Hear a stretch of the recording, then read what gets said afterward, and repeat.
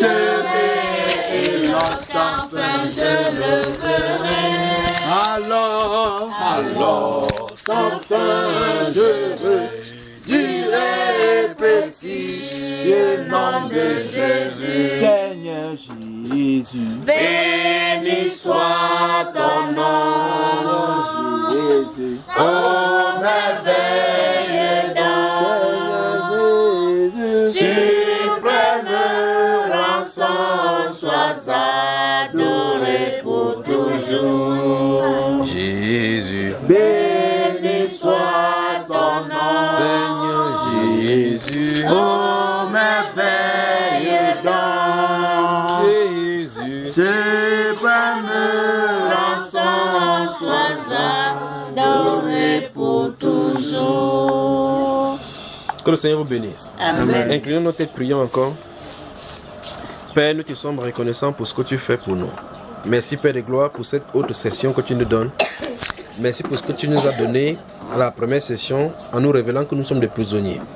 Et je prie au Dieu de gloire que tu nous donnes de comprendre l'importance de ces choses, de cette nourriture que tu nous donnes en ce moment. Je prie Seigneur que tu nous donnes également en ce moment-ci de comprendre ta volonté pour cette heure, pour nous. Je prie au Dieu de gloire que tu diriges ces paroles dans le cœur de chacun de nous ici, afin que nous rentrions méditant sur ces choses-là au Dieu de gloire comme sur le chemin d'Emmaüs. Je prie Père de gloire que tu transformes les vies de tous ceux et celles qui sont ici et celles qui écoutent par la suite Père de gloire. Que ton nom se soit élevé au nom de Jésus-Christ. Amen. Amen. Luc chapitre 10. Je crois qu'il va aller vite dans cette session-ci, comme il se fait bientôt tard pour ceux qui sont au loin. Demain, on travaille à quelle heure, mon cher? Pour ceux qui seront demain dans l'après-midi, Quelle heure là? à partir de 14h30. 14h30. 15h. Donc, si vous voulez devenir demain, pour ceux qui ont des problèmes, demain, à partir de demain, on vient à jeûne, n'est-ce pas? Comme ça, on va prier. On va prier demain. À jeûne. Vous comprenez ce que ça veut dire à jeûne, non? Ça veut dire que demain, vous ne mangez pas, non? Est-ce que vous allez mourir? Vous ne mangez pas, vous ne buvez pas. Comme ça, on va travailler, n'est-ce pas? Comme ça, si vous avez des problèmes, s'il y a la prison, il y a des chaînes, on peut briser, non? On peut briser. Donc, on vient demain seulement pour la prière, seulement la prière. Si vous n'avez pas de problème, vous ne venez pas. Si vous avez des problèmes, vous venez. Vous savez que vous avez des problèmes, vous venez. On va prier. On va prier demain. Mais avant ça, la parole. Parce que souvenez-vous, on a dit dans la première partie que la plus grande de ces choses-là, c'est l'ignorance. N'est-ce pas? Donc, on va dans la parole. Luc chapitre 10. Vous y êtes? Luc, le chapitre 10. À partir du verset 25. Allons-y, mon cher. Un docteur de la loi se leva et dit à Jésus, pour l'éprouver, « Maître, que dois-je faire pour hériter la vie éternelle ?» Jésus lui dit, « Qu'est-il écrit dans la loi? Qui lis-tu » Il répondit, « Tu aimeras le Seigneur ton Dieu de tout ton cœur, de toute ton âme, de toute ta force et de toute ta pensée, et ton prochain comme toi-même. » Tu as bien répondu, lui dit Jésus. « Fais cela et tu vivras. » Mais lui, voulant se justifier, dit à Jésus, « Et qui est mon prochain ?» Jésus reprit la parole et dit, « Un homme descendait de Jérusalem à Jéricho. Il tomba au milieu des brigands qui le dépouillaient, le chargeaient de coups et s'en allaient, le laissant à demi-mort. Un sacrificateur qui par hasard descendait par le même chemin, ayant vu cet homme, passa outre. Un lévite qui arriva aussi dans ce lieu, l'ayant vu, passa outre. Mais un samaritain qui voyageait, étant venu là, fut ému de compassion lorsqu'il le vit. Il s'approcha et banda ses plaies, en y versant de l'huile et du vin. Puis le mit sur sa propre monture, le conduisit à une hôtellerie et prit soin de lui. Le lendemain, il tira 2 deniers, les donna à l'hôte et dit, « Aie soin de lui, et ce que tu dépenseras de plus, je te le rendrai à mon retour. » Lequel de ces 3 te semble avoir été le prochain de celui qui était tombé au milieu des brigands? C'est celui qui a exercé la miséricorde envers lui, répondit le docteur de la loi. Et Jésus lui dit, va, et toi, fais de même. Amen. Amen. La Bible déclare qu'un docteur de la loi aborda le Seigneur Jésus-Christ pour lui demander qu'est-ce qu'il faut faire pour avoir la quoi? La vie éternelle. Jésus-Christ a dit quoi?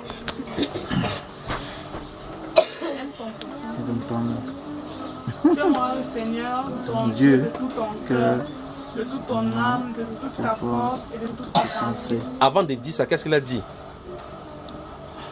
Qu'est-il écrit dans la loi? Donc, quand vous lisez là, c'est prévu quoi dans la loi? Jésus lui dit, votre Bible dit quoi à propos de cela? N'est-ce pas? Oui. Qu'est-ce que la loi dit? La loi disait quoi?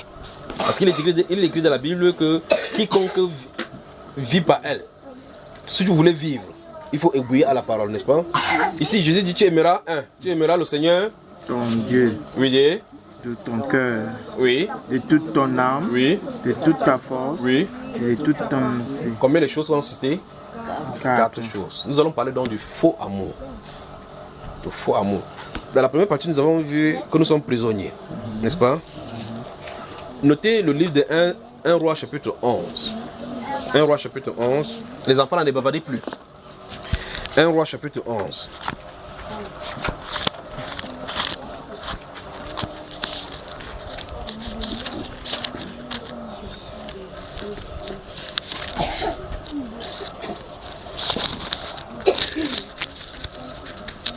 Un roi, le chapitre 11, vous avez noté. Ouvrez maintenant, lit.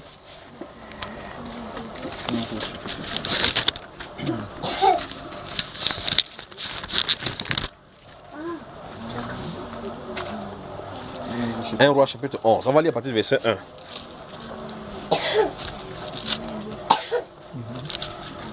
Allons-y. Le roi Salomon aima beaucoup de femmes étrangères. Souligner aima beaucoup de femmes étrangères.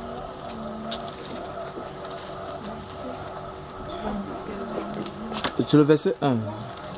Le roi Salomon aima beaucoup de femmes étrangères, outre la fille de Pharaon, des Moabites, des Ammonites, des Édomites, des Sidoniennes, des Étiennes, appartenant aux nations dont l'Éternel avait dit aux enfants d'Israël, vous n'irez point chez elles, et elles ne viendront point chez vous. Elles tourneraient certainement vos cœurs du côté de leur Dieu. Souligner, elles tourneraient certainement vos cœurs du côté de leur Dieu.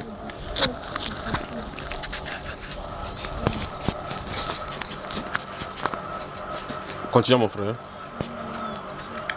Ce fut à ces nations que s'attacha Salomon, entraîné par l'amour. Entraîné par l'amour. Entraîné par l'amour. Entraîné par quoi? L'amour. Donc l'amour l'a entraîné vers ces nations. On arrive. Je vais parler du faux amour maintenant, d'accord? Allons-y. Et 700 princesses pour femmes et 300 concubines, et ces femmes détournèrent son cœur. Vous avez entendu ça? Hein? Les femmes ont fait quoi? Hein? Détourner son Il cœur. avait combien de femmes? 700 concubines. Et les concubines combien? Au total combien? 1000. Écoutez très attentivement. C'est la Bible ça, non pas? Finissons d'abord de lire, on va voir. À l'époque de la vieillesse, allons-y. À l'époque de la vieillesse de Salomon, ces femmes, oui, inclinèrent son cœur vers d'autres dieux. Vous avez entendu ça? Hein? Arrêtons-nous dans là-bas, on va parler. Ouvrons le livre de Genèse. Pendant que vous ouvrez le livre de Genèse, vous notez Matthieu chapitre 6. Merci Père. Notez le livre de Matthieu chapitre 6, vous notez le verset 24.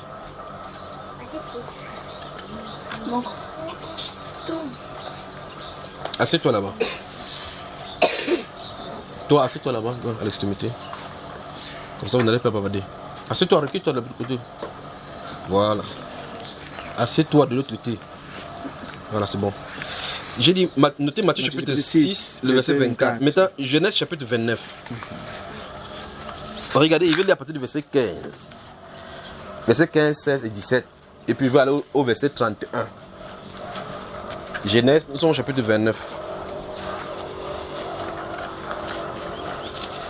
Vous êtes dans Genèse. Puis Laban dit à Jacob, parce que tu es mon parent, me serviras-tu pour rien? Dis-moi quel sera ton salaire. Vous y êtes? Vous avez vu ces versets-là? Hein? Genèse, le premier livre, vous n'avez pas encore trouvé. Ça va, ça va déjà? Genèse chapitre 29, verset 15. Puis, Laban dit à Jacob, parce que tu es mon parent, mais serviras-tu pour rien? Dis-moi quel sera ton salaire. Verset 16.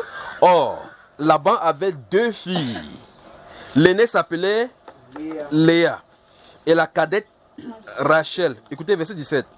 Léa avait les yeux délicats. Donc, les gens des yeux qui sont midi 14h. Quand il y a des regards comme ça, l'autre regarde de cette direction, c'est comme cela. Les yeux délicats, d'accord? Léa avait les yeux délicats, mais Rachel était belle de taille et belle de figure. Verset 18. Jacob aimait Rachel, souligné. Jacob aimait Rachel. Et il dit, je te servirai 7 ans pour Rachel, ta fille cadette. Donc, le travail était fait pour pouvoir accomplir son amour envers la fille cadette qu'on appelle Rachel. Donc, son amour était porté sur qui?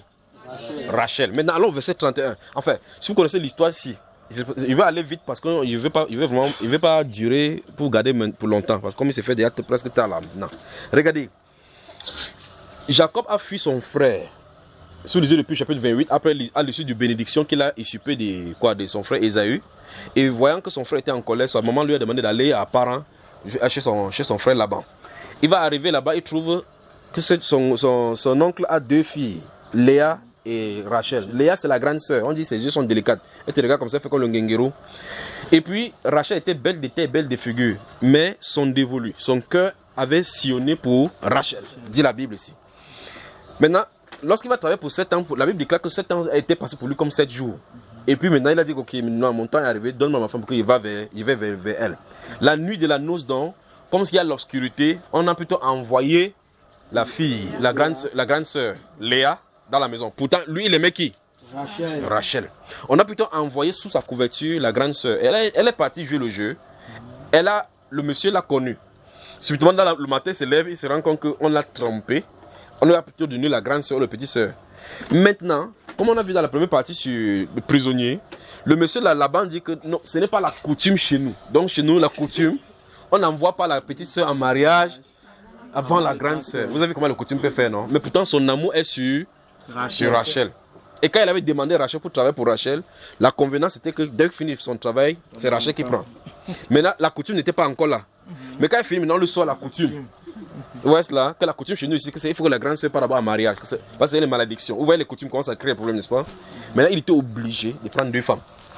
Dans sa pensée, ce n'était pas 2 femmes. Vous voyez, n'est-ce pas? Alors maintenant, regardons le verset 31. Quand il va arriver là-bas, malgré lui, il ne pouvait pas faire autrement parce que son amour était pour Rachel. Regardez le verset 31, ce qui va se passer. L'Éternel vit que Léa n'était pas aimée. C'est normal parce que le cœur de Jacob était disposé pour qui? Pour Rachel. Mais comme c'est les parents qui ont porté pour venir nous donner là-bas, il a dit ok, reste aussi là. Mais son amour était porté vers la personne qu'il avait choisie. Et il la rendit féconde, tandis que Rachel était stérile. Dieu, pour arranger l'affaire à la maison, a dû rendre Rachel stérile. Donc, elle était aimée, mais elle ne pouvait pas enfanter. Ceux qui n'étaient pas aimés pouvaient enfanter pour essayer d'équilibrer la chose. Je vais parler du faux amour. Le faux amour. Il n'est pas possible dans une famille polygame, même si vous êtes n'importe comment, même si vous voudrez faire du bien n'importe comment, il n'est pas possible d'aimer 2 personnes de la même façon. Dans un mariage. Donc, ça veut dire que les mariages polygamiques, c'est le mariage de convoitise. Le mariage polygamique, c'est un mariage de convoitise. Sinon, de convoitise de la chair. Il n'y a pas en réalité de vrai amour. Il n'y aura qu'une seule que la personne peut aimer. Vous ne pouvez pas aimer 2 personnes. Dieu lui-même a dit que j'ai aimé Jacob, j'ai haï Ésaü. Vous comprenez cela? Alors, maintenant, écoutez bien. Dans le livre de Luc, chapitre 10, nous avons lu le verset 25. Dieu a dit, tu aimeras le Seigneur ton Dieu. D'une partie de ton cœur, d'une partie de ton âme, d'une partie de ton esprit, d'une partie de ta force. Il a dit ça? Non. Il a dit quoi? De tout. Donc tout doit être réservé. Il ne partage pas ce cœur avec une autre personne. En réalité, si il partage ce cœur, il dit qu'il est un Dieu quoi? Jaloux. Donc il est jaloux exactement comme une femme n'aimerait pas que son mari va avec une autre femme, la jalousie. Donc l'autre nom de Dieu c'est jaloux. Dans Exode chapitre 20, il dit je suis un Dieu jaloux qui punit l'iniquité des pères sur les enfants. Si tu essaies de partager son amour avec une autre personne, une autre divinité, Dieu va te punir. Je vais parler donc du faux amour. Maintenant, quand cette Bible dit dans Luc chapitre 10, verset 25, que tu aimeras le Seigneur de ton Dieu de tout ton cœur, de toute ta force, de toute ton âme, de tout ton esprit. S'il y avait le temps, je devais mater sur ces 4 domaines-là. Et si Dieu le permet, peut-être demain, on va y revenir. Je vais rester sur le cœur. En prenant l'exemple sur le cadre de la femme, entre l'homme et la femme. Nous voyons ici, pour le cadre de 1 Roi chapitre 11 que nous avons lu. On dit que Salomon aima beaucoup de femmes. Il est allé vers les femmes étrangères, entraîné par l'amour. Donc il n'était pas stable dans son cœur. Comme je dis dans la première partie, quand il voit Catherine, il dit « Mère Catherine !» Son nez est pointu comme le bout du museau. Après, quand il se tourne vers le gars, il dit « Mais sa démarche est comme la gazelle. » Mince. Donc finalement, il veut une femme qui a le nez pointu comme le museau, la démarche comme la gazelle, les seins comme le pharaon, la tête comme la biche. Mais une femme ne peut pas avoir tout ça. Donc il faut qu'il aime le nez ici, il aime la forme ici, il aime la taille ici, il aime les yeux ici. Il cherchait ça. Mais Salomon voulait montrer quelque chose en réalité. Son style de vie était un message pour nous qui sommes aujourd'hui, ceux qui veulent faire la polygamie. Ouvrons donc son message, on va. Et ouvrons Ecclésiaste, on va y revenir là. Ecclésiaste chapitre 7. Donc, Dieu avait utilisé la vie de Salomon comme un monsieur pour faire la recherche. Vous savez, pourquoi vous trouvez les plantes, ceux qui font les sections de plantes là, ceux qui multiplient les plantes là, n'importe quoi que vous faites. On fait d'abord les tests au laboratoire. On fait des essais. Vous voyez, des médicaments. Pourquoi vous prenez des médicaments en pharmacie, on fait des essais sur les souris, sur les échantillons, ainsi de suite. Et puis, à un moment donné, donc, quand le médicament est testé, agréé, on met ça sous, on commence à mettre ça agréé. N'est-ce pas, mes chers? Salomon était un médicament qu'on testait au laboratoire de l'amour de Dieu. Et donc, quand il va faire la recherche, donc, il va écrire quelque chose dans le livre d'Ecclésiaste, chapitre 7. Ecclésiaste, chapitre 7, là, rapidement, maman. À partir d'ici. Ecclésiaste, là. Ecclésiaste, tout juste après, ici.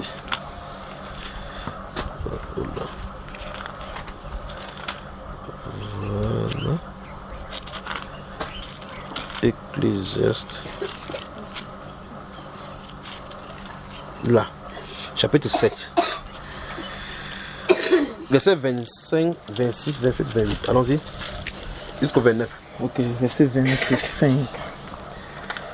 Je me suis appliqué dans mon cœur à connaître, à sonder et à chercher la sagesse et la raison des choses. Stop. Vous avez entendu ce qu'il dit, non? Donc il était dans la recherche.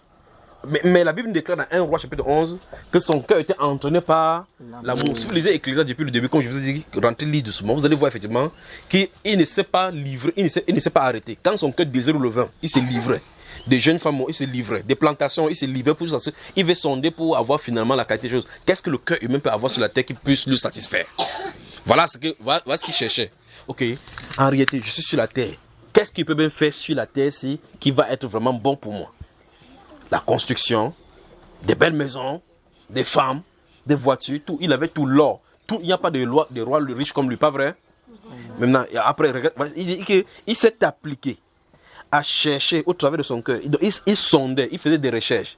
Voilà pourquoi, quand vous voyez quelqu'un comment avoir 2 femmes, il dit non, même Salomon avait 1000 femmes, il ne comprend pas ce que Salomon cherchait. Maintenant, Salomon nous dit le compte rendu de ce qu'il cherchait ici. Allons-y. Je me suis appliqué dans mon cœur à connaître, à sonder et à chercher la sagesse et la raison des choses, et à connaître la folie de la méchanceté et la stupidité de la sottise. Oui. Et j'ai trouvé plus amer que la mort la femme dont le cœur est un piège et un filet. Vous entendez ça, hein? Dans la conclusion de toute sa recherche, il dit que la femme dont le cœur est un piège est plus dangereux que la mort. En réalité, parce qu'il a compris qu'en fin de compte, il a fait toute sa recherche, il est tombé dans leur piège. Continue, frère. Et dont les mains sont des liens. Mm-hmm. Celui qui est agréable à Dieu lui échappe. Mais le pécheur est pris par elle. Donc ça veut dire que quand les gens tombent dans le péché avec les femmes là-bas, vous êtes fini. Les femmes ont des pouvoirs terribles. On dit que c'est leur pouvoir là. Quand ils te trappent, même la mort est mieux. C'est pas ce qu'on a lu là. Hein? Oui. Il dit que quand il a fini la recherche, le livre conclut que dans la vie là, si une femme t'attrape, tu es mort. Donc tu dis que mort, prends-moi, que la femme se me laisse tranquille. Il dit que j'ai trouvé plus amer que la mort. La femme dont le cœur est un piège et les mains ont quoi? Un filet. Il dit que la seule façon de lui échapper, non, C'est d'être agréable c'est à d'être Dieu. agréable à Dieu. Vous voyez cela? Je sens d'arriver au niveau du faux amour. Si tu es agréable à Dieu, tu l'échappes. Vous voyez, les jeunes garçons aussi, où est une femme de grande personnalité, sort là, après il sort avec un jeune garçon ou bien avec un vendeur de viande. Vous dites, mais cette femme, c'est les grandes femmes, qui cherchent quoi? Elles cherchent des jeunes garçons.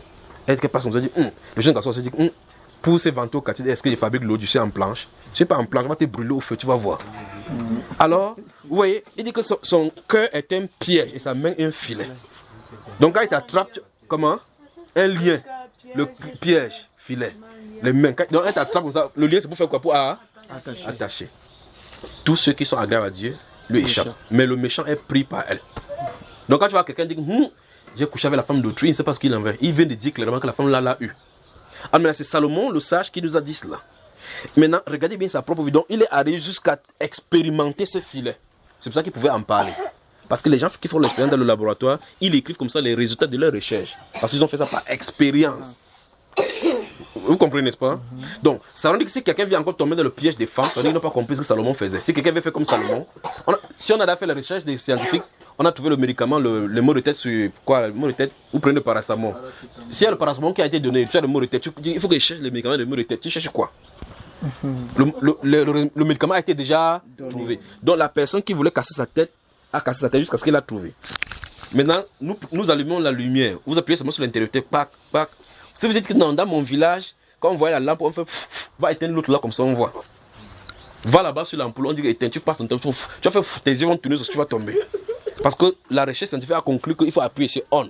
Ça fait pac, ça s'allume là-bas. Vous appuyez là-bas, pac, ça s'éteint. Donc toute autre façon de faire, ça ne peut pas marcher. On a déjà trouvé. Alors la personne qui était l'objet de l'affection a fait les recherches pour pouvoir savoir pourquoi le cœur de l'homme est entraîné vers les femmes. Il a compris qu'il y a un piège dans ce domaine. Mais maintenant, dans un autre livre, dans le livre des Proverbes, chapitre 18, il dit que celui qui a trouvé une femme a trouvé quoi? Le bonheur. Vous, les femmes qui levez vos mains, toutes les femmes, levez vos mains. Toutes les femmes, si vous savez que vous avez une femme, levez les mains. Si vous ne levez pas les mains, vous êtes féminin, c'est que vous êtes garçon. Ok, donc, vous êtes toutes les femmes, n'est-ce pas? Ok, Salomon, lui, avait combien? 700. Et combien? Vous pensez qu'elle avait trouvé une femme parmi? Parce qu'il n'a pas pu trouver. Il a dit qu'il a fait toutes ces recherches, il a trouvé plus d'amis que la mort ici. Et il n'a même pas trouvé un parmi les 1000, parmi toutes les femmes. Alors il pose la question, si Salomon était là, vous pensez qu'il devait vous trouver comme femme? Alors au mieux la question c'est, vous pensez que qu'est-ce qu'il a appelé la vraie femme là? Qu'est-ce que lui il appelle par vraie femme?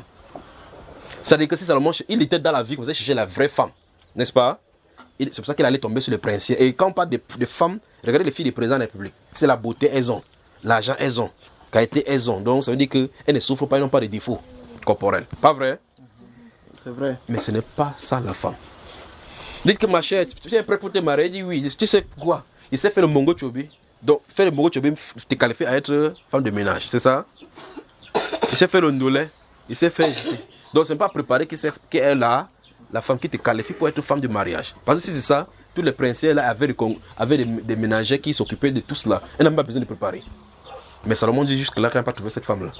Alors la question c'est, qu'est-ce que Salomon cherchait dans la femme? Ou mieux encore, quelle est cette déjà de femme qu'il faut qu'elle soit don? Parce qu'on dit que c'est un don qu'il obtient de Dieu. Donc une femme normalement, pour être une bonne femme pour un homme, elle doit être un don de Dieu. Ça se passe que si vous n'êtes pas un don de Dieu, vous êtes une femme insensée, kata. Donc ouais, effectivement, et la Bible déclare qu'il y a des choses les plus pires, des choses qu'il a vues sur la terre. C'est une femme insensée qui parvient à se marier. N'est-ce pas? Oui. Vaut mieux vivre à l'angle d'un toit qu'avec une femme querelleuse, dit la Bible. Qu'une gouttière de pluie, par temps des saisons de pluie, quand ça tape, ça empêche les gens d'aller au travail. Il dit qu'une femme querelleuse, c'est la même chose. C'est la Bible qui dit. Elle t'attrape comme ça, waouh. Tu crois que c'est les abeilles derrière toi. Mais tu dis que tu es prêt pour te marier? Il dit oui. Il dit pourquoi? Il dit non, il sait cultiver le sillon. J'ai préparé la mamie, il sait laver la mamie. Donc laver la mamie ne qualifie pas pour être une bonne cuisinière, ni encore une bonne femme. Parce que la Bible déclare celui qui trouve une femme. La Bible déclare qu'on peut hériter des parents des richesses. Mais la femme, ça doit venir de Dieu. Vous me suivez? Voilà. Alors je pose donc la question. Vous êtes une femme vraiment selon Dieu ou bien selon la Bible? Ou bien selon le monde? Vous comprenez donc pourquoi calquer ses qualités sur Jennifer Lopez et autres là-bas, vous allez vous voyez seulement, non? Ça veut dire que c'est du côté de Dieu qu'il faut rentrer. De toute façon, reviens dans mon sujet. Laisse-moi vous dire quelque chose. Le faux amour. Qu'est-ce qui fait donc qu'un homme puisse avoir 2 femmes à la maison? Vous voyez, beaucoup d'entre nous, les Africains, sommes sortis des familles polygamiques. Et la Bible présente aussi la polygamie dans la Bible. Mais maintenant, regardez bien l'un des premiers polygames là-bas, prophète là-bas. Nous voyons le voir Jacob. On dit que dans son foyer, il aimait Rachel. Et Léa n'était pas aimée. Donc, si un homme, même dans le Coran, c'est dit clairement que vous pouvez avoir au plus 4 épouses. Et la Bible et le Coran dit que même si vous voudrez être équitable, vous ne pouvez pas. Vous ne pourrez pas être équitable parmi vos 4 épouses. Vous ne pouvez pas. En fait, c'est vrai. Parce que votre cœur doit être quelque part. Matthieu chapitre 6. Matthieu chapitre 6. Le faux amour. J'arrive.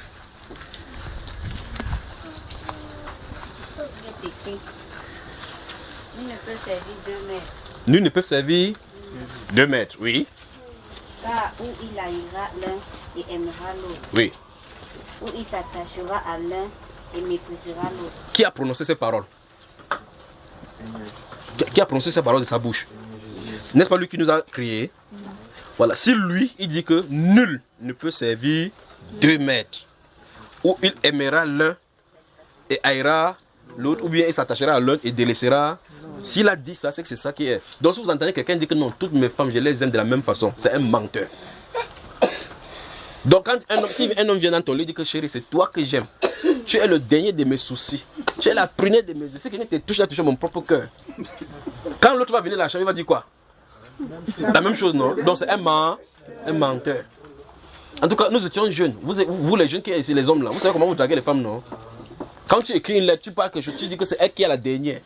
Que tu brilles comme le soleil, après tu te montres du mbout. Parce que tu cherches quelque chose, pas vrai? Le mensonge. Or, on dit que ton cœur était entraîné par l'amour. En réalité, le cœur a besoin de développer l'amour et manifester l'amour. Mais la convoitise saisit le cœur, les passions de toutes sortes saisissent et ça se manifeste. On croit que c'est l'amour en réalité. Parce que l'amour ne veut pas le point du mal de autrui. Vous voyez cela, n'est-ce pas? L'amour ne cherche pas son intérêt, dit la Bible. L'amour ne soupçonne point le mal. Alors, si c'est le style d'amour que nous avons dans le monde n'est pas l'amour comme la Bible le déclare. Le faux amour. Maintenant, je pose donc la question concernant le Seigneur. Est-ce que nous l'aimons? Souvenez-vous de ceci. Est-ce que nous l'aimons de tout notre cœur? Il y a 4 choses qu'on a citées, mais je reste sur le cœur. Est-ce que de tout notre cœur, donc, nous aimons le Seigneur? Si quelqu'un est votre mari et vient à vous dire, je t'aime franchement, tu es mon... Si quelqu'un te touche, il a touché mon cœur. Et que demain vous entendez qu'il soit avec votre voisin. Cette personne, si vous aime, mais peut-être il vient de vous dire de sa bouche qu'il vous aime. C'est un mensonge, le faux amour.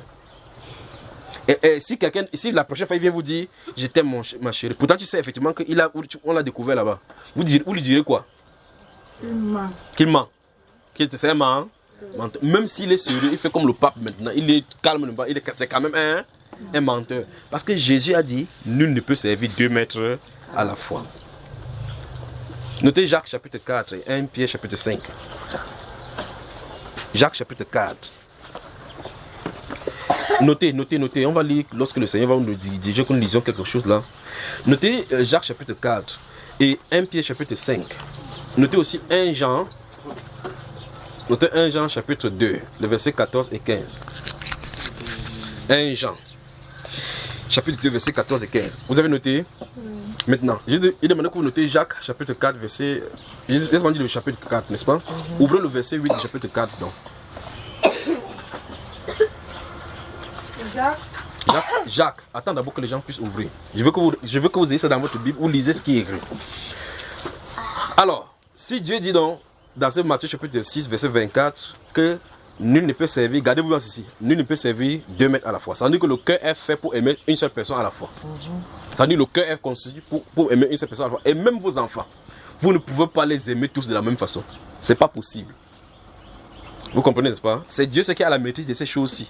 Remarquez dans la Bible, cet homme qu'on appelait Jacob tout à l'heure là, c'est son fils Jacob. Parmi tous ses fils, il en avait 12 avec une fille. Normalement, dans cette famille-là, il devait aimer beaucoup plus la fille, comme on fait souvent. Parce qu'il y a 12 vieux babas là qui vont pour sortir. Il devait porter son dévolu, mais il aimait qui? Joseph. Vous voyez? Donc, Jacques chapitre 4, verset 8 maintenant. Allons-y, qu'est-ce que ça dit? Jacques 4, verset 8. Écoutez. Approchez-vous de Dieu. Oui. Et il s'approchera de vous. Oui. Nettoyez vos mains, pécheurs. Oui. Purifiez vos cœurs. Oui. hommes irrésolus. Oui, Sentez votre misère. oui, Soyez dans le deuil et dans les larmes. oui, Que votre rire se change en deuil oui. et votre joie en tristesse. Voilà. Maintenant, regardez, vous avez su ce qu'il dit, n'est-ce pas? Hein? On doit sentir sa misère. Vous devez savoir que quelque chose ne va pas. Il faut qu'on se purifie. Maintenant, le verset 4 dit quelque chose. Verset 4. Allons-y. Verset 4. Oui, Adultères que vous êtes, oui, ne savez-vous pas que l'amour du monde est inimitié contre Dieu? oui. Celui donc qui veut être ami du monde sera ennemi de Dieu. Vous avez vu cela? Vous avez vu ces principes-là établis, n'est-ce pas? Ça veut dire que dès que vous aimez le monde, à cet instant-là, vous haïssez Dieu. Donc vous voyez que vous ne pouvez pas aller là-bas et dire que non, j'aime un peu le monde, et puis j'aime le monde, et puis dimanche, pas servir Dieu. Ça ne marche pas comme ça. Parce qu'en réalité, le cœur sera départagé entre le maître du monde et Dieu. Et Dieu ne veut pas une partie. Il a dit tu aimeras le Seigneur de tout ton cœur. De tout ton cœur. Mais maintenant, c'est donc quoi aimer le Seigneur de tout son cœur? Parce que si nous aimons le Seigneur de tout notre cœur, ça suppose qu'il y a des choses qui sont automatiques par rapport à cet amour. Et là, ici, dans le livre de Jacques, chapitre 1, chapitre 4, là, l'apôtre dit, il dit que vous demandez, vous ne possédez pas parce que vous demandez mal dans l'objectif de satisfaire votre convoitise. Il dit, adultère que vous êtes. Comment on peut dire à quelqu'un qui a demandé quelque chose, il parle d'adultère? Comment? Tu as demandé quelque chose, on dit adultère. Pourtant, tu n'as pas couché avec une autre personne. Parce qu'en réalité, pendant que tu as dit Seigneur, tu appelles Dieu comme étant ton mari, comme étant quelqu'un à qui tu es fidèle, mais tu es infidèle en adorant Satan. Vous voyez ça, l'adultère. Donc, nous servons Satan étant chez Dieu en invoquant le nom de Dieu. Dieu ne veut pas cela. C'est un faux amour. Alors maintenant, quelles sont les marques pour d'abord, savoir que nous aimons le Seigneur? Qui peut en dire? Comment savez-vous que vous aimez le Seigneur? Parce que c'est dit donc que qui aime le Seigneur ici, tout le monde lèvera la main, pas vrai? Si vous n'aimez pas Jésus, souvenez-vous, si vous êtes ici, vous n'aimez pas Jésus, ouvrez 1 Corinthiens chapitre 16. Je vous montre d'abord ce qui est écrit. Ce n'est pas moi qui dis, vous avez d'abord lu avant qu'il dise ce qu'il dit. 1 Corinthiens, le chapitre 16. Dès que vous avez ouvert, on lit tous ensemble.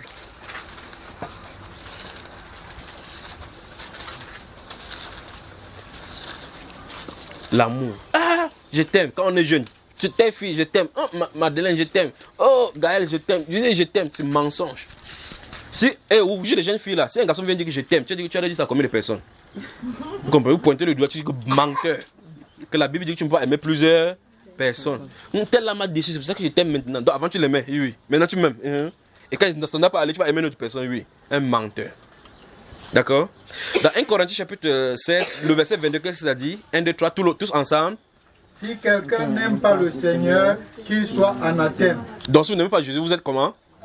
Anathème, ça veut dire quoi? Maudit. Maudit. Donc si vous n'aimez pas le Seigneur, il y a de la malédiction sur vous. Donc on a des vrais problèmes maintenant. Il faut qu'on examine maintenant ces choses avec munici. Alors, donc de deux choses l'une. Soit nous aimons le Seigneur et nous l'aimons de tout notre cœur, ou bien nous ne l'aimons pas du tout, parce qu'il ne partage pas. Et si nous ne l'aimons pas du tout, nous sommes maudits. Et comme tout le monde fuit la malédiction, il faut qu'on l'aime. Et comme on ne doit pas aimer en aimant une autre personne, encore, il faut donc qu'on corrige plutôt notre amour, pas vrai? Le faux amour.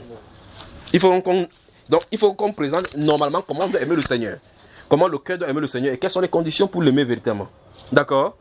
Alors Dieu dit, tu aimeras le Seigneur de tout ton cœur. Ici, on nous dit, si quelqu'un n'aime pas le Seigneur, qu'il soit anathème, qu'il soit maudit au plus haut point. La malédiction, l'anathémisme, c'est au maudit au plus haut point. Donc, le haut degré de la malédiction, c'est quand vous n'aimez pas le Seigneur. Le haut degré. C'est pas quand ton père du village a fait tu te dirais, toi, non. Si tu n'aimes pas le Seigneur. Maintenant, tu dis, j'aime le Seigneur. Vraiment, j'aime le Seigneur. Jean, chapitre 14. Jean, chapitre 14. Que Dieu vous bénisse. Peuple de Yaoundé. Amen. Yaoundé.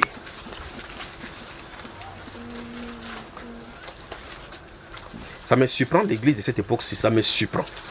L'église me surprend, mais Dieu va utiliser la chicotte, on va se réveiller. On va se réveiller. Vous savez, quand on était petit, c'est souvent vers 5 heures comme ça, là, quand on nous réveille pour qu'on parte au champ. Et c'est à ce moment que le sommeil est bon. On te dit, lève-toi. Tu entends, lève-toi. Tu dis, oui, je me suis levé. Mais arrêtez, tu n'es pas levé. Pendant qu'on parle, le sommeil vient encore de plus belle. Vous savez ce qu'on faisait? On portait l'eau glacée, on verse sur nous. Que tu le veux ou que tu ne le veux pas, à cet instant, tu te lèves. Voilà, je crois que Dieu, il faut que Dieu nous verse la parole. Quand il va nous verser l'eau, on va se lever. Parce qu'on est endormi au point où chacun, on est dans les rituels religieux. Quoi, dans la première partie, on a vu ici comment Dieu a dit qu'il n'aime pas qu'on mélange les crimes associés aux solennités. Normalement, la réunion avec le Seigneur, c'est la solennité. Ici, c'est la réunion du roi des rois, le Seigneur de l'univers. Un peu comme quand, par exemple, le président invite des gens au palais de l'unité. Les gens s'arrangent bien pour y être à l'heure.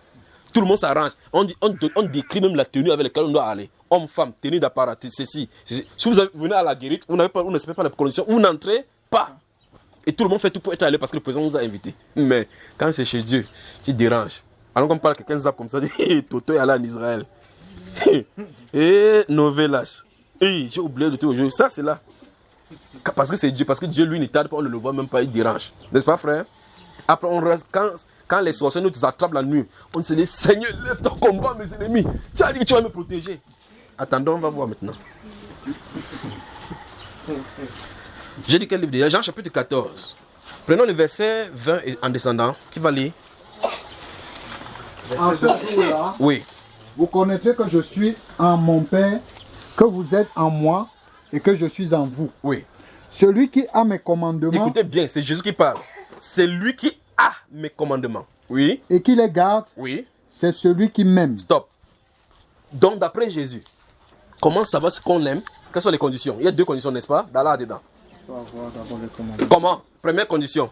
Avoir les commandements. Avoir les commandements. Deux. Les garder. Alors, Jésus, c'est que tu l'aimes. Voilà. Donc, ça veut dire que aimer Jésus, ça veut pas dire Seigneur, je t'aime de tout mon cœur. Oh, j'ai les frissons, les chairs de poule, même les chairs de coq. Ça ne résout pas le problème. Quand les gens chantent des musiques de Rihanna, là-bas, ils ont les chairs de poule, non? Donc, si tu ne chantes pas et si tu as les chairs de poule, vous êtes à égalité. Donc, vous voyez que ce n'est pas ça le problème. Nos rituels religieux, nos rites de se lever les mains. Il a dit tout à l'heure dans le livre d'Ésaïe, que nous avons vu dans la première partie, que lorsque vous levez les mains, je détourne mon regard, parce que vos mains sont souillées. Et il dit que ôtez de devant mes yeux la méchanceté de vos actions. Et nous avons lu dans le livre de Romains, chapitre 8, versets 12 et 13. Verset 13, il dit quoi? Si par l'esprit vous faites mourir les actions de la chair, vous vivrez. Mourir les actions de la chair. Alors ici, il dit que c'est lui qui a mes commandements et qui les garde. Donc, qui a la Bible avec soulevez vos Bibles, je vois. Donc, au moins, vous savez que les commandements de Dieu sont là-dedans, n'est-ce pas? Gardez ça dans votre sac alors. Mettez ça du côté. Fermez le portable. Et donc, vous y êtes. Donc, ça veut dire que si vous gardez votre Bible de côté, vous avez le commandement, oui ou non? Vous les avez gardés, non? Donc, vous aimez le Seigneur? Applaudissez pour vous. Voilà. Vous voyez comment on garde les commandements, non? C'est-à-dire que j'ai les commandements de Dieu, je les garde. C'est ça? Voilà, vous-même dites-moi ce que Jésus a de dire. Dans nos cœurs. Le psalmiste dit, je sais ta parole dans mon cœur de peur de pécher contre toi. Oui, n'est-ce pas? Donc, avoir les commandements, ce n'est pas avoir une Bible. Ce n'est pas ça dont il est question. Parce qu'il y a des gens qui ont la Bible comme ça, là. Ce sont des satanistes même. Ils lisent ça. Il y a des gens qui ont la Bible comme ça, là. Vous allez dans les hôtels. Un jour, je suis venu ici à Yaoundé dans la nuit pour prêcher. Je suis arrivé très tard dans la nuit à une agence. J'entre dans un motel là-bas pour louer, pour dormir et pour continuer. J'entre, je trouve sur il y a de ces choses terribles sur la terre. Je trouve au chevet du lit le Nouveau Testament bleu là. On a mis ça à côté là-bas, on a mis le préservatif à côté. Donc il y a le Nouveau Testament ici, il y a le préservatif là-bas. Donc quand tu en choisis ta part, ou Dieu, ou Satan. J'ai regardé, je dis c'est terrible. Donc il y a le Nouveau Testament à côté. Et l'autre à côté. Et les gens entrent là-bas justement avec la femme. Il y a des gens qui entrent là-bas avec la femme de quelqu'un. Ils prennent la Bible et ils mettent sous le lit, tu te déranges. Parce que là, à la vue de la Bible, ça juge déjà. Mais le monsieur qui a mis cela, il va dire, il tenait ces portables qui font le bruit là. Et il y a celui qui a ouvert ça va dire que Seigneur, je l'ai donné de faire le choix. J'ai mis la Bible là-bas, j'ai mis le préservatif. C'est eux qui sont venus choisir le préservatif. Vous pensez qu'un homme entre une femme, ça peut aller lui prier Dieu? Alors, on a manifestement le faux amour parce qu'en réalité, peut-être on nous a instruits dans le mauvais chemin. On nous a guidés dans l'erreur. Et quand on te guide dans l'erreur, vous ne pouvez pas être conduit par le Saint-Esprit avec l'erreur. Parce que le Saint-Esprit n'est pas l'esprit de l'erreur. Il est l'esprit de la vérité. Et la parole de Dieu est vérité. Amen. Alors, avoir le commandement de Dieu, ça ne veut pas dire prendre la Bible. Il y a des gens qui dorment. Quand ils voient que ça ne va pas, ils écrivent comment le psaume 91. Quand il tombe à mon côté et dit bien à ma droite, je ne serai pas atteint. Dieu a demandé de réciter pour te protéger. Il a demandé de réciter la Bible pour te protéger. Non, c'est pas ce qu'il a dit. Dans le livre des Proverbes, chapitre 3, verset 20, il a dit que mon fils, écoute mes instructions et garde-les au fond de ton cœur. C'est quand tu gardes les instructions au fond de ton cœur, si tu te couches, tu n'auras aucune crainte. N'aie pas crainte de la terreur de l'ennemi, car l'Éternel sera ton assurance. Et quand tu vas marcher, ton pied ne se heurtera pas. C'est ce que Dieu a dit. Au préalable, il faut que la parole entre dans ton cœur. Vous suivez? Dans le psaume 119, le verset 4, il dit: tu as prescrit tes ordonnances pour qu'on les observe avec soin. Il a prescrit les ordonnances pour qu'on les observe avec soin. Le but pour lequel il a prescrit, c'est qu'on les observe. Il a prescrit pour qu'on les observe. Il a prescrit les ordonnances pour qu'on les observe. Et au verset 9, il dit quoi? Comment le jeune homme rendra-t-il plus son sentier? Il dit: en se dirigeant d'après ta parole. Donc la parole est faite pour diriger. Ta parole est une lampe à nos pieds, une lumière sur nos sentiers. Donc quand on marche dans les ténèbres, c'est la parole qui doit nous guider. Vous me suivez?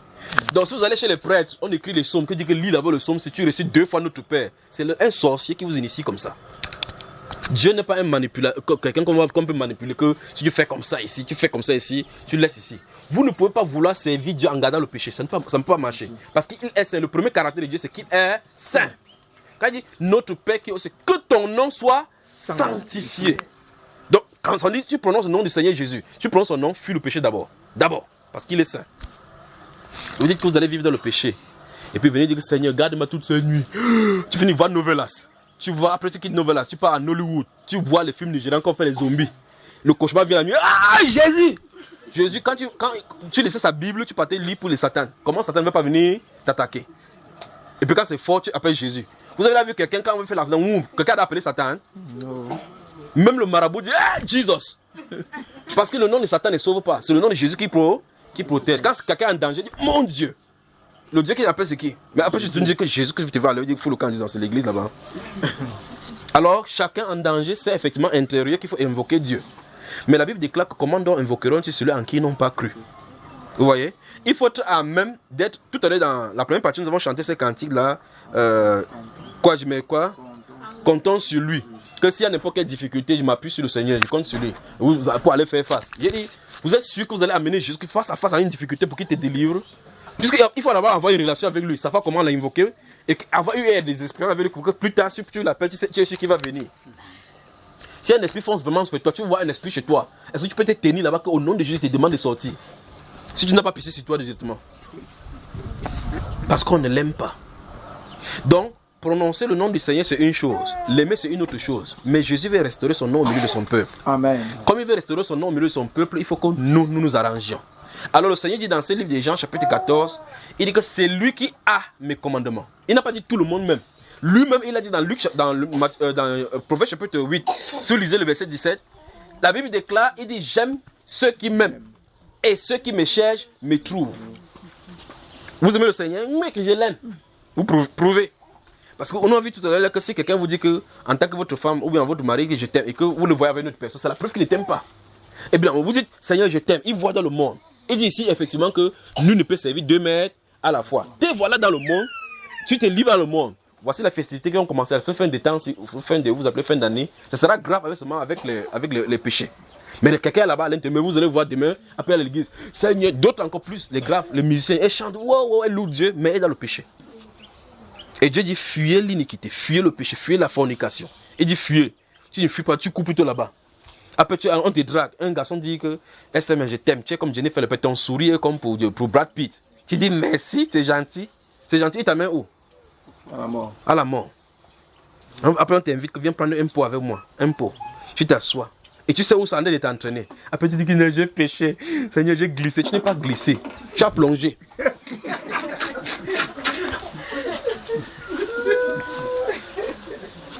Quand on marche, on glisse, c'est quand on ne faisait pas attention, pas vrai? Tu mets peut-être sur la peau des bananes. Mais tu vois, quelqu'un a la banane au sol, tu dis: c'est la banane, oui. Tu observes, si elle met mon pied, ça va glisser. Oui. Après, tu fais ça, tu dis: Seigneur, j'ai glissé, pardonne-moi. Est-ce que tu as glissé, frère? C'est la tentation. La Bible déclare qu'aucune tentation qui ne vous est survenue si elle était humaine. Il dit que quelqu'un, lorsqu'il est tenté, il ne dit que c'est Dieu qui me tente. Parce que chacun est tenté quand il est amorcé par ses propres convoitises. Parce que depuis que tu passes, on ne t'a pas dit par exemple que tu es belle. Quand une personne dit que tu es belle, au moins, Il t'invite, tu dis, depuis longtemps, on ne m'a pas invité. Et là, le péché, c'est quand tu ne vas pas consommer. C'est depuis le moment où on t'a apprécié, dès le départ. À cet instant, tu as péché. Donc, ne dites pas que je suis tombé dans le péché. Je suis tombé dans le péché, je n'ai pas tombé. Tu as plongé. Vous savez quand on plonge dans la piscine? Tu es allé plonger là-dedans toi-même.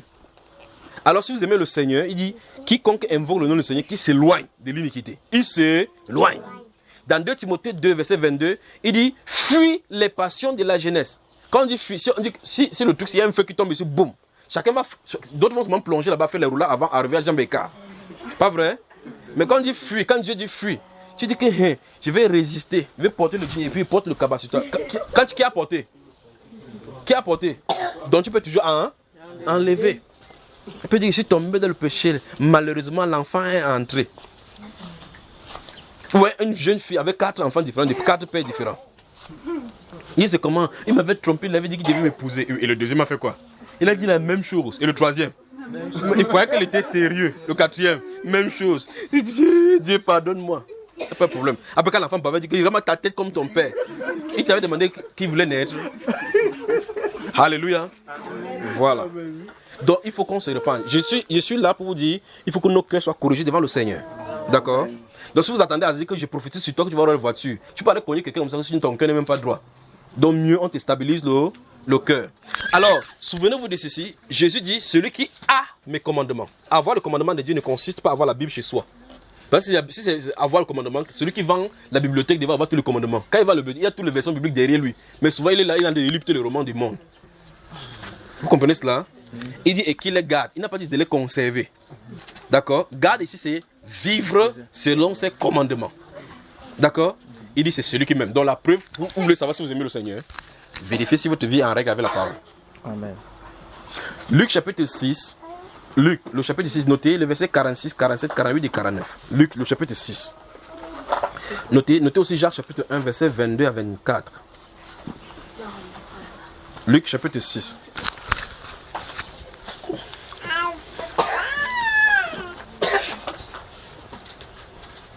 Luc chapitre 6, verset 46.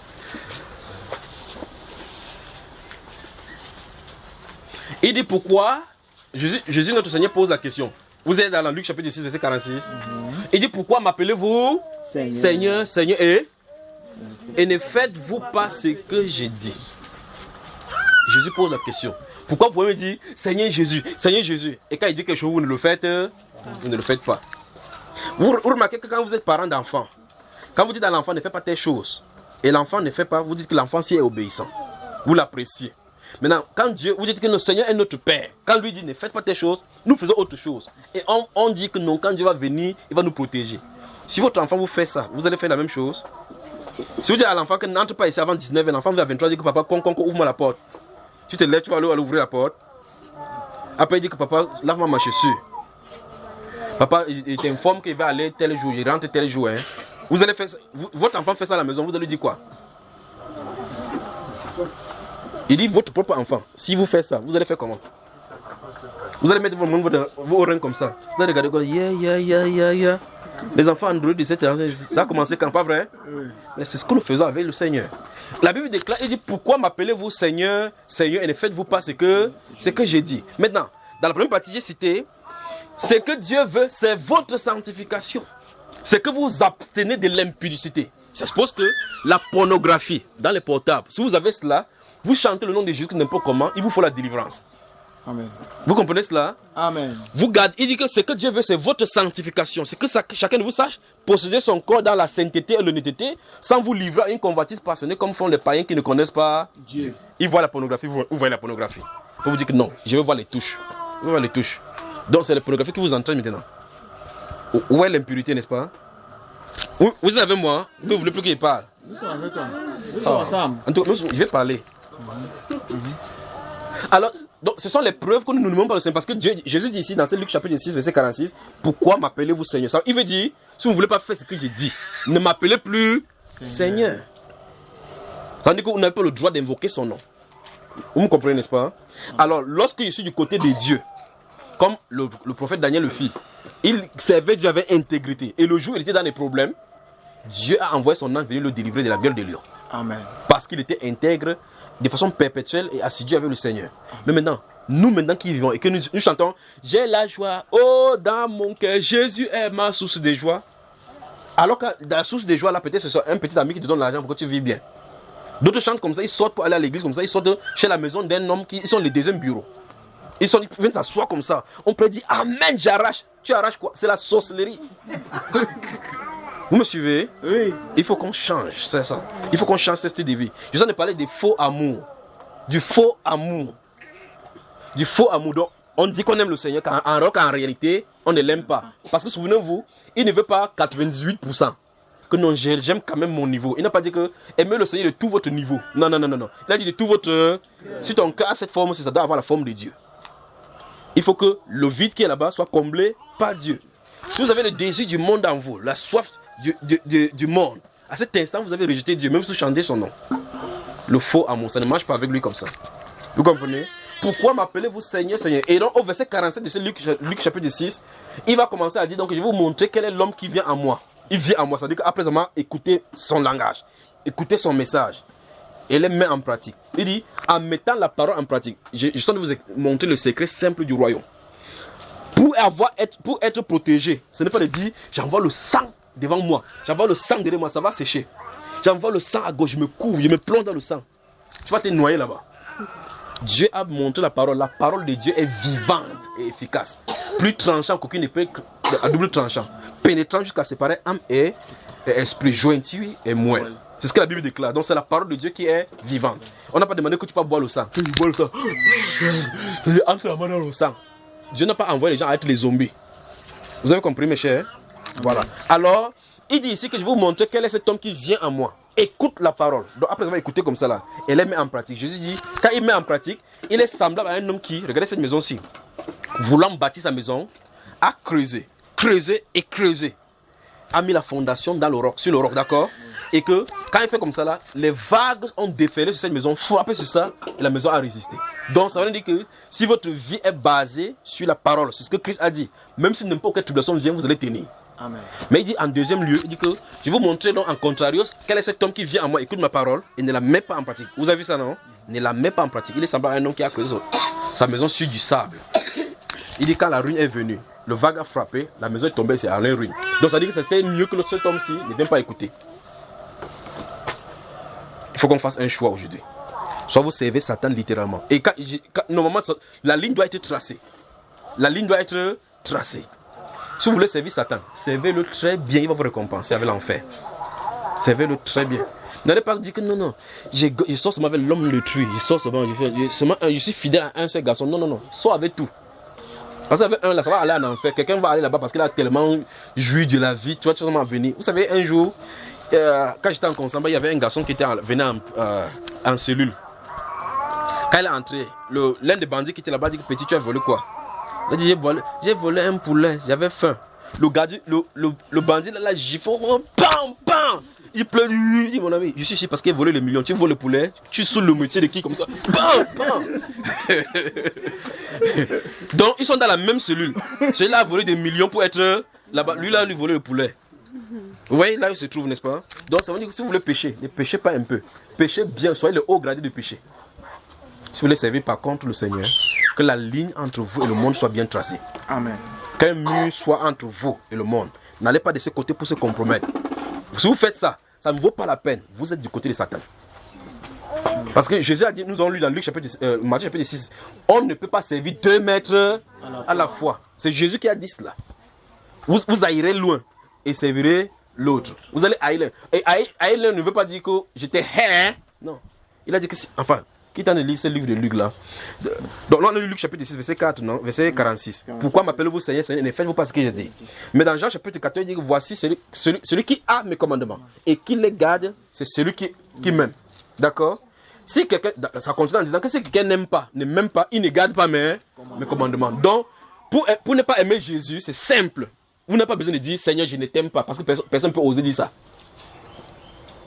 Vous-même, même si vous êtes fâché pour vous, vous pouvez dire Seigneur ne t'aime pas. Vous savez que c'est un blasphème. C'est le style de vie. Quand un homme vient te draguer, tu dis que oui j'accepte. À cet instant-là, tu n'aimes pas le Seigneur. Parce que tu aimes le Seigneur, tu devais comprendre qu'il a dit fuis le péché, fuis les passions de la jeunesse et recherche la justice, la paix, l'amour, la foi avec ceux qui invoquent le Seigneur d'un cœur pur. Donc notre réunion doit être avec les gens qui invoquent le Seigneur. Même si le monde commence à montrer que n'importe quoi, oh, vous êtes radical, la Bible déclare que c'est comme ça. Heureux l'homme qui ne marche pas selon le conseil des méchants et qui ne s'assoit pas en compagnie des moqueurs, mais qui trouve son plaisir dans la loi de l'Éternel. Mais le plaisir aujourd'hui, c'est quoi? Novelas. Pomme, quand ça va, on va la publicité, bam, ça finit de ouais, les bons choses ne durent jamais longtemps. Comme ça, 3 fois 90 minutes, 90 minutes, 90 minutes, peut-être 4 là-bas. Mais tu lui donnes le psaume 119, il regarde comme ça, il ouvre d'abord 175 versets, il dit ah, c'est trop long. Dieu va comprendre que je suis fatigué, il va comprendre. Et quand c'est fort sur toi, tu l'invoques, pas vrai? On a un prix à payer. Il va falloir que le cœur soit déchiré totalement pour lui être soumis. Si c'est pas comme ça, Dieu ne veut pas de demi-mesures. Alors il a dit, tu aimeras le Seigneur de ton Dieu de tout ton cœur. Maintenant, je vous pose la question. Si vous avez la Bible et que vous ne la lisez pas, comment pouvez-vous donc déjà entrer en contact avec le commandement du Seigneur? Donc vous admettez avec moi que si vous ne lisez pas la Bible, déjà vous êtes déjà coupable, pas vrai? Parce que vous pouvez faire quelque chose sans savoir pourquoi vous allez le faire. Vivre dans le péché sans savoir que vous allez vivre dans le péché. Vous me suivez mes chers? Donc ça veut dire que vous pouvez être ici, vous n'avez jamais lu la Bible. Sachez que vous êtes dans les ténèbres. Vous êtes déjà dans les ténèbres. Même si vous dites que non, je n'insulte pas le voisin, ce n'est pas question d'insulter. Je respecte mon prochain, mais tu n'aimes pas le Seigneur. Parce qu'il a dit que il n'a pas dit celui qui m'aime, c'est celui qui respecte ses voisins. Non, non, non, non. Il a dit celui qui aime, même, c'est celui qui a mes commandements et qui les garde, donc qui vit selon la parole. Dans Apocalypse chapitre 3, chapitre 1, verset 3, il dit que heureux ceux qui lisent et ceux qui gardent les paroles de ces livres de prophétie. Vous voyez cela? Lire et garder. Dans le livre de Luc chapitre 11, le verset 27, la Bible déclare que pendant que Jésus parlait comme ça au milieu de la foule, une femme éleva les voix du milieu de la foule et dit que heureuse la femme qui t'a allaité, heureuse les mamelles qui t'ont porté. Jésus s'est tourné vers la foule et dit heureuse plutôt ceux qui écoutent la parole de Dieu et la gardent. C'est eux qui sont heureux. Maintenant on trouve que la prédication est caduque, que ça sort de l'ancien temps. Souvenez-vous, la parole de Dieu ne peut pas changer. La parole qu'il a prêchée, il a dit à ses disciples dans Matthieu chapitre 28, allez, faites de toutes les nations des îles, enseignez-leur à observer tout ce que je vous ai prescrit. Et je suis avec vous, voici, je suis avec vous tous les jours jusqu'à la fin du monde. Donc tous les jours jusqu'à la fin du monde, on doit enseigner ce que je ai enseigné. On ne peut pas changer. Si vous voulez varier pour trouver les prédications nouvelles. Il n'y a pas d'autre chaise, mademoiselle, quitte là, tu t'assois à une autre chaise. D'accord? Viens ici devant. Viens, va te t'asseoir. Ne dérange pas cette femme-là. Dans toutes les prédications que vous allez entendre, s'il y a quelque chose de nouveau et qu'il y a des relations comme la Bible déclare que beaucoup de personnes vont venir avec des nouvelles doctrines ayant la démangeance d'entendre les choses. Oh, tu es béni, ton mariage arrive cette année 2019 c'est ton année. Ah, jamais, j'arrache. Si quelqu'un n'arrache pas, arrache pour ton voisin. C'est la sorcellerie. Vous êtes là, vous vivez dans le péché et que Dieu va vous... Donc ton mariage est en route. En venant à l'église, préparez-vous avec la matière spirituelle, on va tailler les démons qui arrêtent votre destinée. Je taille. Vous allez avoir, les mots de tête vont vous arrêter avant que vous sortiez là-bas. Obéissez au commandement de Dieu. Vivez d'après la parole. Il va aplanir tes voies. La Bible déclare dans Proverbe chapitre 6, 16, verset 7, lorsque l'Éternel approuve les voies d'un homme, il dispose même favorablement ses ennemis à le servir. Vous avez compris cela? Donc n'allez pas vous faites de l'argent comme ça. Quand vos mains vont te déhancher ici, vous allez comprendre qu'il ne faut pas faire ça. On n'était pas les démons. La parole de Dieu, vous savez ça qu'on veut. La parole de Dieu. Vivez la parole. Quand vous vivez la parole, vous devenez littéralement la vie de la parole. La parole démet littéralement vie en vous. À cet instant-là, la prospérité naturelle de Dieu va venir. Amen. Regardez, que ce livre de la loi ne s'éloigne point de ta bouche. Médite-le jour et nuit pour agir fidèlement selon tout ce qui est écrit. C'est alors que tu réussiras. Vous avez entendu ça? C'est ce que Dieu lui dit. Je vois quelqu'un, si tu donnes 1 million aussi, il te dit que tu es béni. C'est ce que Dieu a dit lui. Obéis à la parole et la bénédiction va te suivre. Amen. Vous suivez? Amen. Ok. Donc maintenant, qui veut aimer le Seigneur comme le Seigneur veut? Il n'y a pas de prière pour que l'amour de Dieu vienne sur vous. Non. Il n'y a pas de prophétie pour cela. Il y a seulement la réflexion de ce qui a été défait. Aime le Seigneur comme il se doit. C'est la première partie. Demain, on va continuer sur celle de voler. Je vais continuer encore, d'accord? Donc, la Bible déclare que tu aimeras le Seigneur de tout ton cœur. Rentrez avec ceci en vous maintenant. Véritablement, mon style de vie. Est-ce que j'aime le Seigneur? Vous savez que par quel péché vous passez. Vous savez que quand vous vous présentez devant les gens, ce que vous présentez n'est pas en l'ombre, ce que vous faites. Si vous aimez les gens, avec les bouches, vous dites mon frère je t'aime, ma soeur je t'aime, alors que dans votre cœur vous les haïssez, sachez que vous êtes du côté du diable. Vous êtes des instruments du diable. Quand quelque chose arrive de bon chez quelqu'un, quand tu fais la jalousie sur le cœur. vous êtes du côté du diable, pas du côté de Dieu. Parce que chez Dieu, il n'y a pas ces choses-là. Vous me suivez, mes frères? Donc, ce soir, avant de rentrer, mesurez bien véritablement ce que vous en allez faire. Vous voulez aller dans la Bible, ou mieux encore, vous voulez suivre le chemin du Seigneur. Il n'y a pas deux façons. Jésus a dit, celui qui met la main sur la charrue, se retourne en arrière, n'est pas fait pour le royaume. Donc, mesurez comment vous allez avancer. Si vous voulez avancer avec le Seigneur, avancez totalement avec lui. Quand les mondains vont là, ils vont faire les choses là-bas, ils ne vont pas chez Dieu pour aller. Ils sont totalement dans le monde. Quand vous voulez être chez Dieu, soyez également totalement chez Dieu. N'allez pas totalement chez Dieu pour vous aller chez Satan. Ça ne marche pas. En tout cas, si vous venez chez Dieu, vous venez tenter Satan. Satan va vous traiter. Alors rentrez avec ceci, méditez vous. Quelles sont les choses que j'ai faites qui ne sont pas conformes à Dieu? Rentrez dans la prière et demandez pardon à Dieu. Vous avez compris?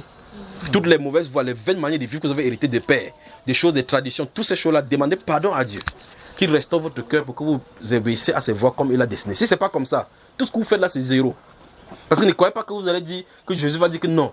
Toi, tu as quand même fait 90% de la parole. Il a dit celui qui a mes commandements et s'il les observe. Il n'a pas dit celui qui a certains de mes commandements.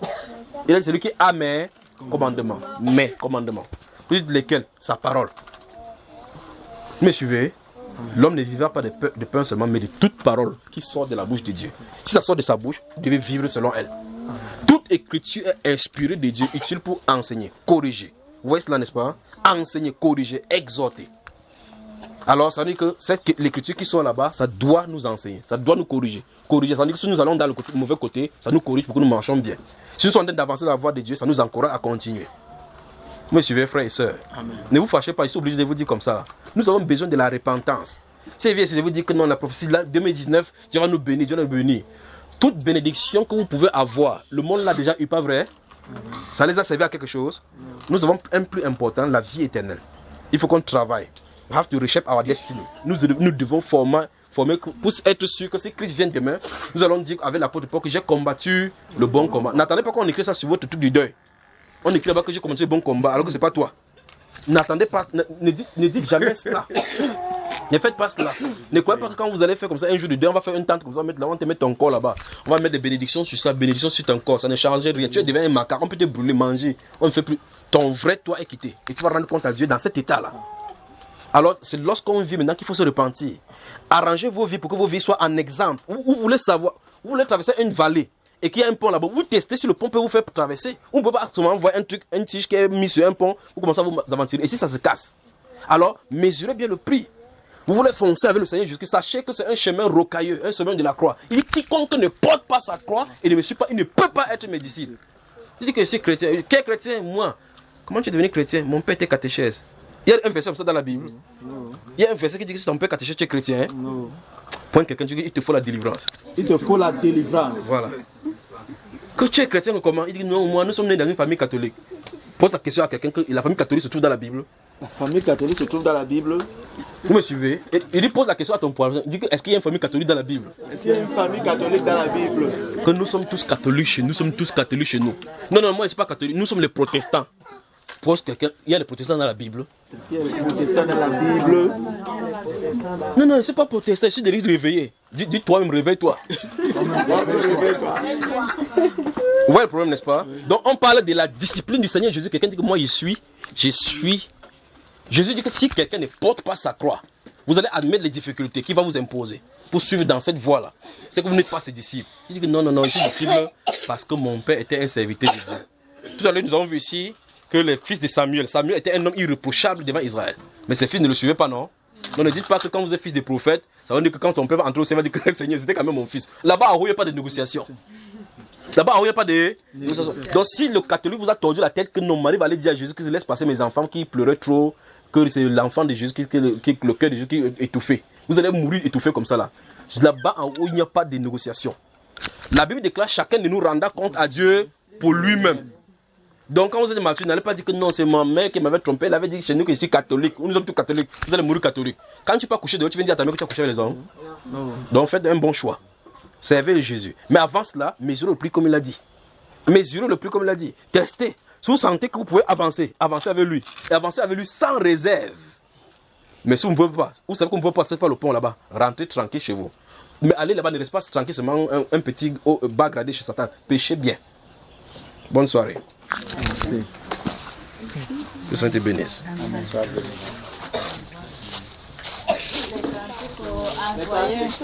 Que le Seigneur te bénisse. Que le Seigneur te bénisse. Que le Seigneur te bénisse. Demain 14h, on va commencer un peu avec la parole et puis on va prier pour ceux qui ont des problèmes. Ça va?